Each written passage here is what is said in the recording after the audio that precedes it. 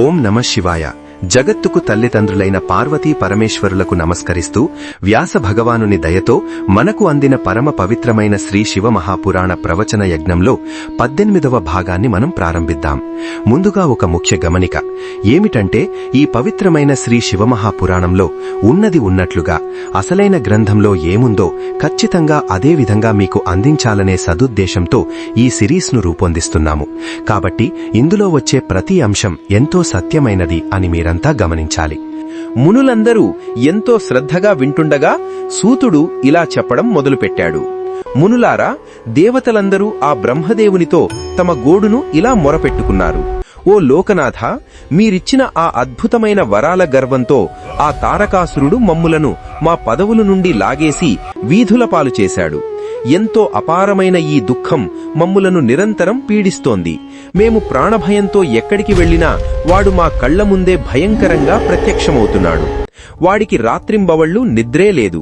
ఒకవేళ వాడు చిరకాలం అలసిపోయి చిన్న కునుకు తీసినా ఆ కలలో కూడా మాకు రక్షణ లేదు. యజ్ఞాలు లేవు, యాగాలు లేవు, మాకు అందాల్సిన హవిస్సుల్లేవు, మునులు చేసే తపస్సులు ఏవీ లేవు. వాడికి క్రౌంచాసురుడు అనే ఒక మహాభయంకరమైన సేనాపతి ఒకడున్నాడు. వాడు ప్రతిరోజూ పాతాళానికి వెళ్లి అక్కడున్న వారిని దారుణంగా బాధిస్తాడు. మేము వాడిపై ప్రయోగించిన అస్త్రాలన్నీ కూడా మరణానికి దగ్గరగా ఉన్న రోగికి ఇచ్చిన ఔషధం ఏమాత్రం పనిచేయనట్లుగా పూర్తిగా వ్యర్థమైపోయాయి. చివరగా మీకొక్క మాట చెబుతాము. శ్రీ మహావిష్ణువు సుదర్శన చక్రం మీద మాకు గొప్ప నమ్మకం ఉండేది. కాని ఆ చక్రం ఇప్పుడు వాడి మెడలో ఒక పూలమాలలాగా సులువుగా పడి ఉంది. మాకు ఎక్కడైనా ఒక ప్రశాంతమైన సురక్షితమైన స్థానాన్ని చూసి ఇవ్వండి. మేమందరం అక్కడికి వెళ్లి ఎలాగోలా ప్రాణాలు గుప్పెట్లో పెట్టుకుని బతుకుతాము అని కన్నీరు మున్నీరుగా ఏడ్చారు. దేవతల ఆర్తనాదాలు విన్న ఆ బ్రహ్మదేవుడు వారిని సముదాయిస్తూ సమాధానంగా ఇలా అన్నాడు. ఓ దేవతలారా, వాడిని సంహరించడం నా కర్తవ్యం కాదు, అది నా వల్ల కాని పని. వాడు కేవలం నా అనుగ్రహం మరియు ఆజ్ఞచేతనే ఇంతటి వాడయ్యాడు. ఎంత భయంకరమైన విషవృక్షాన్నైనా సరే తన స్వయంగా నాటి పెంచిన వ్యక్తి ఎప్పుడూ తన సొంత చేతులతో దానిని నరకలేడు కదా. మీ కోరికను ఖచ్చితంగా నెరవేర్చగలవాడు ఆ శంకరుడు ఒక్కడే. ఆ శివుని వీర్యం వల్ల జన్మించిన కుమారుడు మాత్రమే ఆ తారకుణ్ణి అంతం చేయగలడు. ఆ సతీదేవి దేహత్యాగం చేసిన విచారంతో ఆ శివుడు అప్పటి నుండి వైరాగ్యంతో ప్రశాంతమైన హిమాలయ ప్రాంతంలో ఘోరమైన తపస్సు చేసుకుంటున్నాడు. ఆ పర్వతరాజు కూతురైన పార్వతి తన చెలికత్తెలతో కలిసి ఆయనకు ఎంతో భక్తితో సేవలు చేస్తోంది. ఆ చంద్రశేఖరుడు తన కళ్లు తెరిచి ఆ పార్వతిని వివాహం చేసుకునేటట్లుగా మీరే ఏదైనా ఒక దృఢమైన ప్రయత్నం చెయ్యండి. వారిద్దరికీ పుట్టిన ఆ కుమారస్వామి ఆ తారకాసురుణ్ణి తప్పక సంహరించగలడు. ఈ లోపల నేనే స్వయంగా భూలోకానికి వెళ్లి ఆ తారకుని కలిసి వాడి మొండిపట్టుదలను కొంతవరకు నివారిస్తాను అని బ్రహ్మదేవుడు వాగ్దానం చేశాడు. ఆ పితామహుడు చెప్పిన ఉపాయానికి ఎంతో ఆనందించిన దేవతలందరూ తమ మనస్సులలో ఒక ఆశతో తిరిగి వెళ్లారు. ఆ తర్వాత బ్రహ్మదేవుడు ఆ తారకుని వద్దకు వెళ్లి ఇలా హితవును బోధించాడు. ఓ వత్స, ఆ శ్రీ మహావిష్ణువు యొక్క సుదర్శన చక్రం ఎంతో తేజస్సు కలిగినది. దాన్ని ధరించడం నీకు ఏమాత్రం క్షేమం కాదు. నేను నీకు సర్వసృష్టికి ఆధిపత్యాన్ని వరంగా ఇచ్చాను కదా. కనుక నువ్వు ఈ సుదర్శన చక్రాన్ని వెంటనే పరిత్యజించి ఆ భూమండల ఆధిపత్యాన్ని శాంతంగా వహించు. ఈ సుదర్శన చక్రం కన్నా కూడా గొప్ప సౌఖ్యాలు నీకు ఆ రాజ్యపాలనలో ఉన్నాయి అని నచ్చజెప్పాడు. బ్రహ్మదేవుని ఆ హితవచనాలను అంగీకరించి ఆ తారకుడు వెంటనే ఆ సుదర్శన చక్రాన్ని పరిత్యజించి భూలోకానికి వెళ్లి శోభాయమానంగా తన పరిపాలనను కొనసాగించాడు. ఇక్కడ ఆ ఇంద్రాది దేవతలంతా కలిసి ఎలాగైనా ఆ శివునికి ఆ పార్వతీదేవియందు ప్రేమానురాగం కలిగించాలనే ఒకే ఒక్క లక్ష్యంతో తమకు సహాయం చేయమని ఆ మన్మధుణ్ణి ప్రార్థించి పిలిపించారు. ఇంద్రుడు అలా ప్రాధేయపడగానే ఆ మన్మధుడు ఎంతో అహంకారంతో గర్వంగా ఇలా అన్నాడు. ఓ దేవేంద్ర, సకల తపోధనులను వైరాగ్య సంపన్నులను సైతం నా బాణాలతో సులువుగా కామపీడితులను చేయగలను. ఇక సాధారణ ప్రజలు లెక్కేమిటి? నేను ఎవరికీ లొంగని మహావీరుడను, పుష్పాలను ఆయుధాలుగా ధరించిన కుసుమాయుధుడను. ఎర్రటి అరవిందము, అశోకము, చూతము, నవమల్లిక, నీలోత్పలము అనే ఈ 5 మృదువైన పుష్పాలే నా అత్యంత పదునైన ఆయుధాలు. ఎగురుతున్న తుమ్మెదల బారు నా వింటినారి, చిరుకుగడ నా ధనస్సు. ఆ వసంత ఋతువు నాకు ఎంతో ఇష్టమైన సచివుడు. సుధానిధి అయిన ఆ చంద్రుడు నాకు అత్యంత సన్నిహితమైన మంచి మిత్రుడు. శృంగార భావమే నా రథసారథి. చల్లని మలయ మారుతాలు నా సైనికులు. ఇన్ని ఉన్నా నేను ఎంతో సుకుమారుడనే. ఏ మహాకార్యం ఎవరిచేత పూర్తవుతుందో ఆలోచించే బుద్ధిమంతుడు ఆ కార్యాన్ని వారితోనే నెరవేర్చుకోవాలి. కాబట్టి నాకు ఉచితమైన పని ఏదో వివరంగా చెప్పి అందులో నన్ను నియోగించు అని ఆ మన్మథుడు ఎంతో గర్వంగా పలికాడు. ఆ కందర్పుని మాటలలో ఉన్న ఆ ఉత్సాహాన్ని చూసిన ఆ దేవతల రాజైన ఇంద్రుడు తన అంతరంగంలో ఎంతో ఆనందించి తన దైన్యాన్ని దాచుకుని కపట నాటకంతో మృదువుగా ఇలా మాట్లాడాడు. ఓ కుసుమాయుధ, నేను అలా కబురు పంపగానే ఇలా రెక్కలు కట్టుకుని వాలిపోయిన నీ ఉత్సాహం మరియు నీ శీఘ్రత నాకు ఎంతో మెప్పును కలిగించాయి. నిన్ను రప్పించిన నా కార్యం నీ కార్యమే, కాని అది మరొకరిది కాదు. ఈ లోకంలో నాకు మిత్రులు చాలామంది ఉన్నారు, కాని నీతో సమానమైన అత్యంత సన్నిహితుడు నాకు మరొకరు లేరు. ఓ అమిత ప్రాణసఖ, నా హృదయంలో పూర్వం నుండి నాకు అత్యంత అనుకూలమైనవి రెండు. అందులో మొదటిది నా చేతిలో ఉన్న ఈ అత్యంత పదునైన వజ్రాయుధము. ఇక రెండవది దానికంటే కూడా అత్యంత ఉత్తమమైన వాడివి నీవే. నా వజ్రాయుధమైన ఒక్కోసారి నిష్ఫలం కావచ్చు, కాని నీ బాణాలు మాత్రం ఎన్నటికీ విఫలం కావు.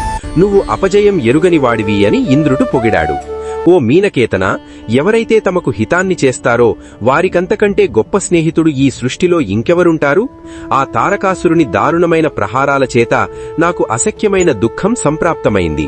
ఆ సమస్యను నీవు తప్ప ఈ ప్రపంచంలో వేరెవరూ పోగొట్టలేరు.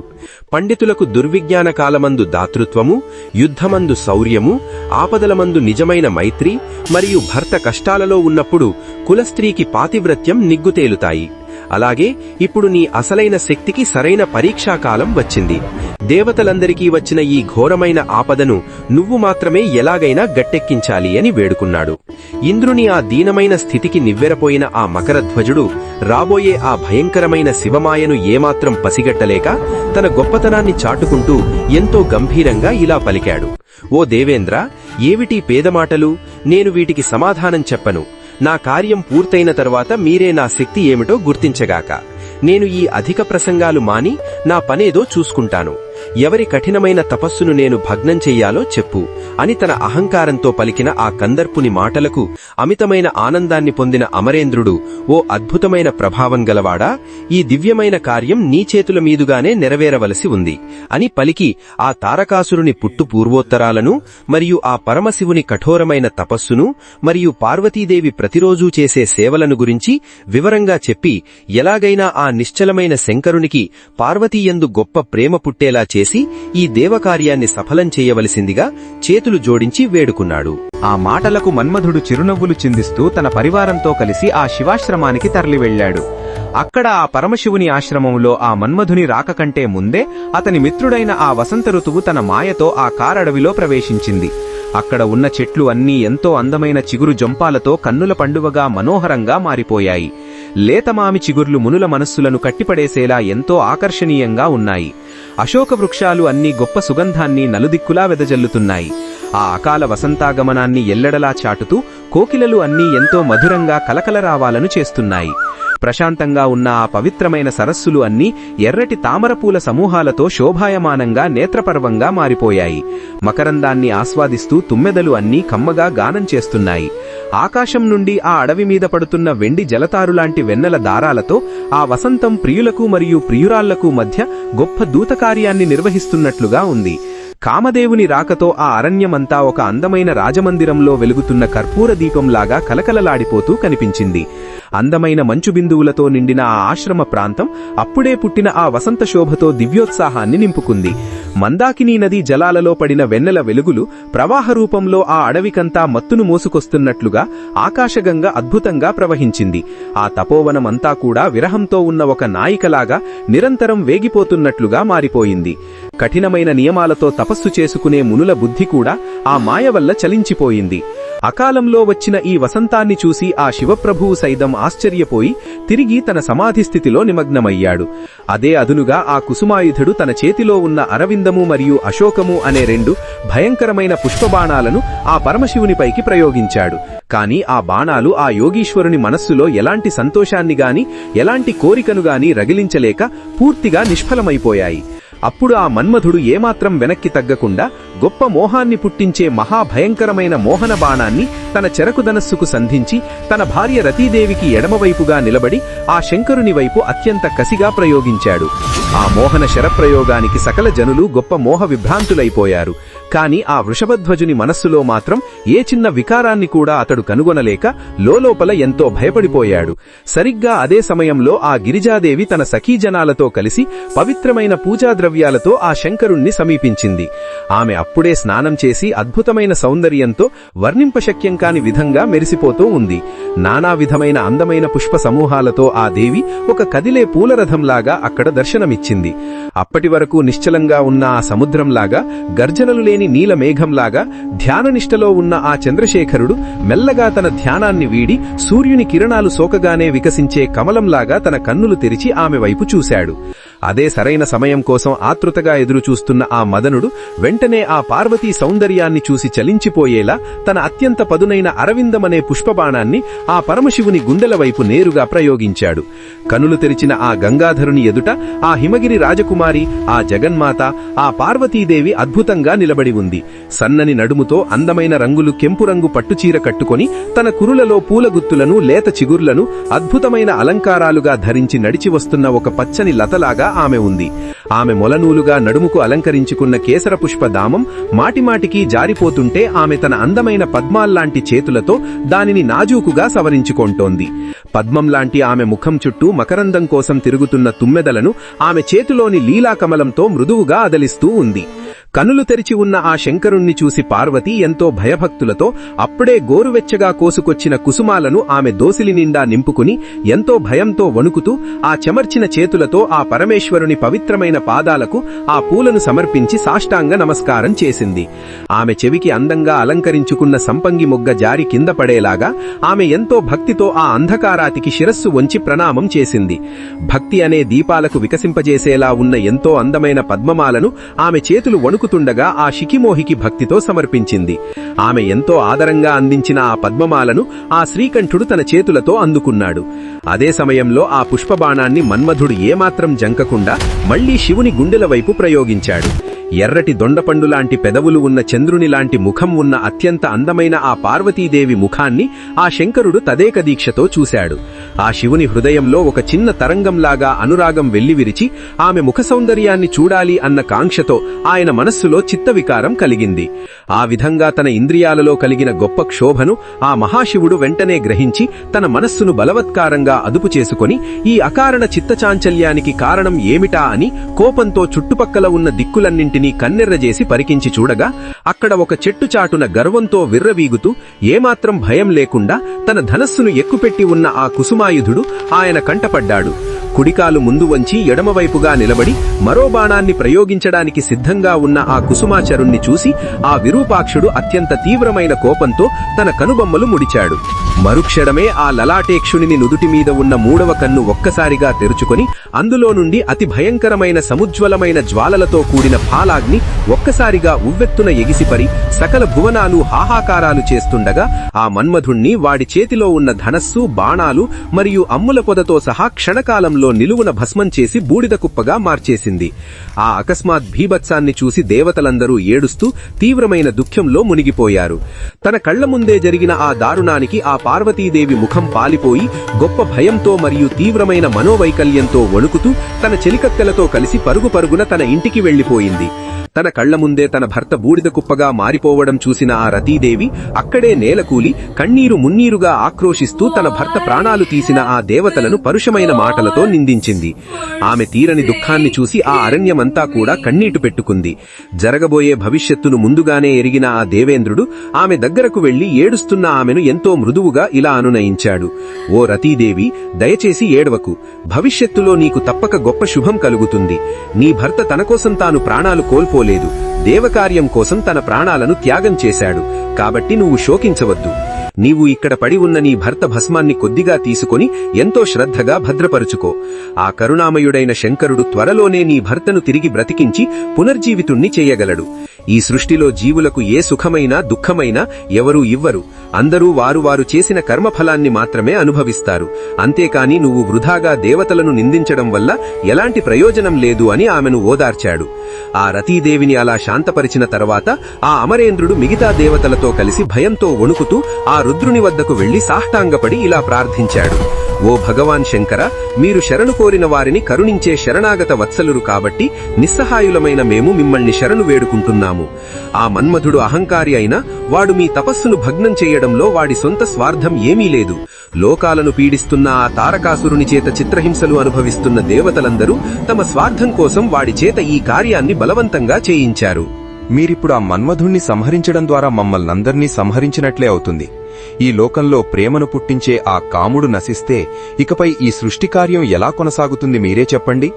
ఇక్కడ వాడి భార్య అయిన రతీదేవి ఏడుస్తూ ప్రాణాలు తీసుకునేలా ఉంది కాబట్టి ఆమెకు మీరే ఏదైనా ఒక శుభవచనాన్ని చెప్పి ఓదార్చండి అని కన్నీళ్లతో వేడుకున్నారు. దేవతల ప్రార్థనలు విన్న ఆ శంకరుడు కొంత శాంతించి తన కోపాన్ని పూర్తిగా ఉపసంహరించుకుని ఆ దేవతలను ఇలా సాంత్వనపరిచాడు.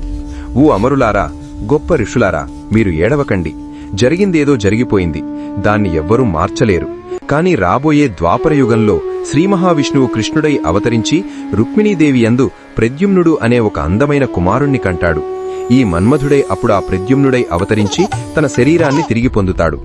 ఆ బాలుడు పుట్టగానే శంబరాసురుడు అనే రాక్షసుడు వాణ్ణి అపహరించి సముద్రంలో పారవేసి వాడు మరణించాడు అనే భ్రమతో తన నగరానికి వెడతాడు. ఓ రతీదేవి, నువ్వంతవరకు ఏడుపు మాని ఆ నగరంలోనే నిరీక్షిస్తూ ఉండు. ఆ ప్రద్యుమ్నుడు పెరిగి పెద్దవాడై ఆ శంబరాసురుణ్ణి సంహరించి నిన్ను వివాహం చేసుకుంటాడు. అంతవరకు ఈ కాముడు శరీరం లేనివాడై కేవలం అనంగుడుగా మాత్రమే ఈ లోకంలో సంచరిస్తూ ఉంటాడు. అయితే మీ అందరి కోరిక మేరకు ఆ కాముణ్ణి ఇప్పుడే జీవింపచేస్తున్నాను. కాని అతడు భౌతిక శరీరం లేకుండా అనంగుడుగానే నా ప్రమథగణాలలో ఒక గణంగా ఉంటాడు అని పలికి ఆ శివుడు అక్కడి నుండి తన నిజస్థానానికి వెళ్లిపోయాడు.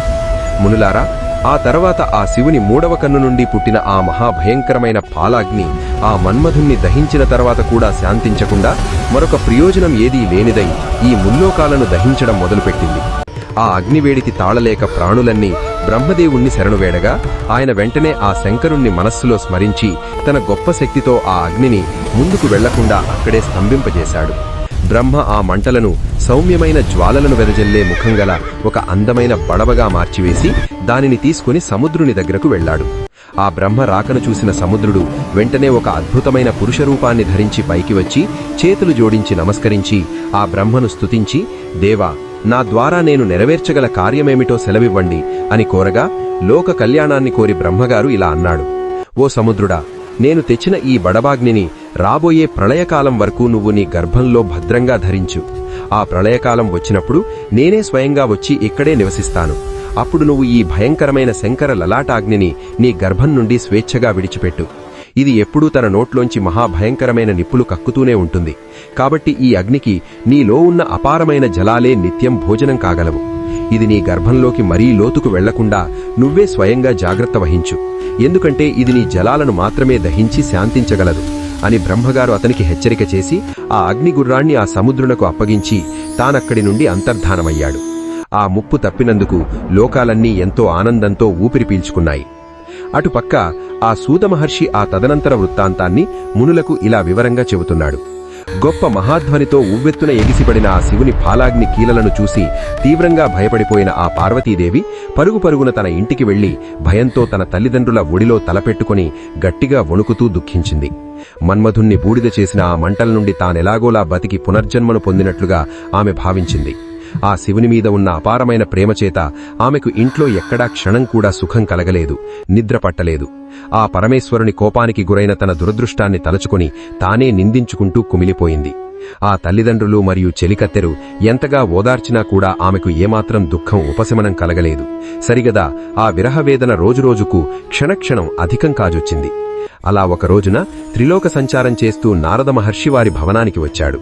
ఇంటికి వచ్చిన ఆ మహర్షికి ఆ పర్వతరాజు ఎంతో భక్తితో స్వాగత సత్కారాలు జరిపి ఆ ఆశ్రమంలో జరిగిన గతమంతా పూసగుచ్చినట్లుగా వివరించి ఇప్పుడు మా కర్తవ్యం ఏమిటో మీరే సెలవివ్వాలి అని కోరగా ఆ నారదుడు ఇదంతా ఆ శివుని లీలే కాబట్టి శివారాధనయే మీకున్న ఏకైక కర్తవ్యం అని ఆయన గిరిరాజుకు బోధించాడు. ఆ తర్వాత నారదుడు ఆ పార్వతిని ఒక ఏకాంత మందిరంలోనికి తీసుకుని వెళ్లి ఆమెకు ఇలా రహస్యంగా ఉపదేశించాడు. ఓ గిరిరాజనందిని, నీ మనస్సులో ఉన్న ఆవేదన నాకెంతో స్పష్టంగా తెలుసు. నువ్వు ఆ శంకరునికి ఇన్ని రోజులు ఎన్నో గొప్ప సేవలు చేసేవే గాని నువ్వింతవరకు కఠినమైన తపస్సు ఏమీ చెయ్యలేదు. ఎలాంటి స్వార్థం లేని కఠినమైన తపస్సు వల్ల కాని ఏ మహాకార్యమూ సిద్ధించదు అన్నది సత్యం. ఈ భువనంలో నిన్ను తప్ప ఆ శశాంకశేఖరుడు మరొక అన్యస్త్రీ పాణిగ్రహణం ఏనాటికీ చెయ్యడు. ఇది బ్రహ్మవాక్కు అని ఆమెకు రాబోయే భావి శుభాన్ని చెప్పి ఆ అద్భుతమైన ఆ శివ పంచాక్షరీ మంత్రాన్ని భక్తితో ఉపదేశించి ఈ అద్భుతమైన మంత్ర మహిమచేత ఆ శివుడు నీకు అత్యంత శీఘ్రంగా ప్రసన్నుడవుతాడు అని చెప్పి ఆ నారదుడు తన ధామానికి ఆనందంగా వెళ్లిపోయాడు. ఆ తర్వాత ఆ కాళికాదేవి జయ మరియు విజయ అనే తన ఇద్దరు ప్రాణ స్నేహితురాళ్లతో కలిసి తన తండ్రి దగ్గరకు వెళ్లి తాను తపస్సుకు వెళ్లడానికి ఆయన అనుమతిని తన చెల్లుల ద్వారా అడిగించింది. దానికి ఆ హిమవంతుడు ఎంతో ఆనందించి, అమ్మాయి, మన వంశానికి ఇంతకంటే గొప్ప సార్థకత్యాన్ని చేకూర్చే మంచి కార్యం ఇంకేముంది చెప్పు. నువ్వు వెంటనే వెళ్లి మీ అమ్మతో కూడా ఈ విషయం చెప్పి ఆమె అంగీకారం కూడా తీసుకో అని చెప్పాడు. వెంటనే ఆ కాళికాదేవి తన తల్లి మేనాదేవిని సమీపించి సఖుల చేత మృదువుగా ఆమె అనుమతిని కోరింది. ఆ పార్వతీ మాటలు వినగానే ఆ మేనాదేవి హృదయం పగిలిపోయి కన్నీరు మున్నీరుగా ఏడుస్తూ దుఃఖితురాలై ఇలా పలికింది. హే శివే, పూర్వం ఎన్నో నెలలపాటు నువ్వు అక్కడికి వెళ్లి ఆ శివుడికి నీ సుకుమారమైన చేతులతో ఎన్నో సేవలు చేసి కేవలం దుఃఖాన్ని భయాన్ని మాత్రమే పొందావు. ఇప్పుడు మళ్లీ తపస్సు అంటున్నావు. అసలు ఈ తపస్సు చేయడానికి నువ్వు ఈ అడవులలో ఎక్కడికి వెడతావు? నీకంతగా ఆ శివుణ్ణి పూజించాలనే కోరిక ఉంటే అదేదో మనింట్లోనే ఒక భవనంలో ఉండి ప్రశాంతంగా చేసుకో. నువ్విలా వనాలకు వెడతాను అని పసిపిల్లలా మొండిపట్టు పట్టకు. గతంలో అక్కడికి వెళ్లి నువ్వు ఏం సాధించావు? ఆ కాముడు బూడిద కావడం తప్ప. ఇక ముందు కూడా ఆ రాక్షస అడవులకు వెళ్లి నువ్వు ఏం సాధించబోతున్నావు? ఆ దేవతలందరూ మనింట్లోనే ఉన్నారు. సకల ముల్లోకాలలో ఉన్న సర్వ తీర్థాలు మరియు పవిత్ర క్షేత్రాలు అన్నీ ఇక్కడే మన హిమాలయాలలోనే ఉన్నాయి. అసలే నీ శరీరం ఎంతో సుకుమారమైనది. చిన్న దెబ్బ తగిలినా కందిపోతుంది. అలాంటిది ఆ కారడవులలో భయంకరమైన జంతువుల మధ్య తపస్సులో ఉండే ఆ మహాక్లేశాన్ని, ఎండను వానను నువ్వు ఎలా ఓర్చుకోగలవు తల్లి? తమ కోరికలను సాధించుకోవడం కోసం ఆడవాళ్లు ఎవరైనా ఇలా అడవులలో ఘోరమైన తపోవనాలకు వెళ్లారు అని నేను గతంలో ఎక్కడా ఏ పురాణాలలోనూ వినలేదు.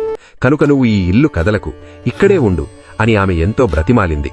నువ్వు తపస్సుకు అడవులకు ఎట్టి పరిస్థితుల్లో వెళ్లవద్దు అని ఆమె తల్లి గట్టిగా మా అంటే అమ్మాయి వద్దు అని పదే పదే నిషేధించడం కారణంగా అప్పటి నుండి ఆ పార్వతికి ఈ లోకల్లో ఉమా అనే పేరు సుస్థిరంగా స్థిరపడిపోయింది. అలా తన తల్లి వద్దన్నందుకు ఆ పార్వతి ఏమీ చేయలేక తీవ్రమైన శోకతప్తురాలై భోజనం మానేసి పడుకుంది. తన కన్న కూతురు అలా దుఃఖిస్తూ ఉంటే చూడలేక ఎట్టకేలకు విధిలేని పరిస్థితుల్లో ఆ మేనక ఏడుస్తూనే ఆమె తపస్సుకు వెళ్లటానికి అంగీకరించింది. అలా ఆ పార్వతి తన తల్లిదండ్రుల యొక్క అనుమతిని మరియు దీవెనలతో కూడిన ఆశీర్వాదాన్ని పొంది తన సఖీజనంతో కలిసి పూర్వం ఆ ఆకాశగంగా నది దివి నుండి భువికి జారిదిగిన ఆ గంగావతరణం అనే ఒక అత్యంత పవిత్రమైన స్థానానికి నడుచుకుంటూ చేరుకుంది. సరిగ్గా పూర్వం అక్కడే ఆ శివుడు తీవ్రమైన తపస్సు చేసి ఆ కాముణ్ణి దహించాడు.